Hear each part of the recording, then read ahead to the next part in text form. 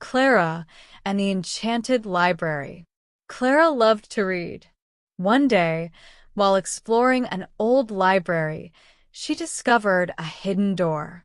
Curious, she opened it and found a magical library filled with books that floated in the air.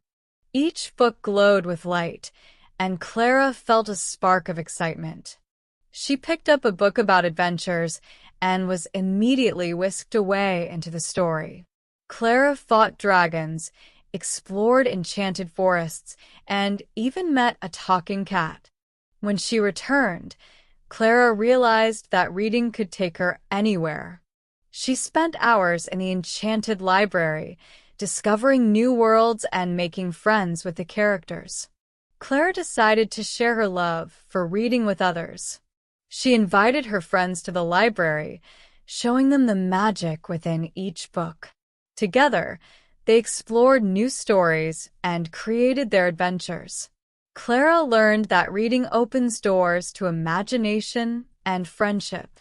From that day on, the Enchanted Library became a place where dreams came alive, and Clara's love for reading grew even stronger.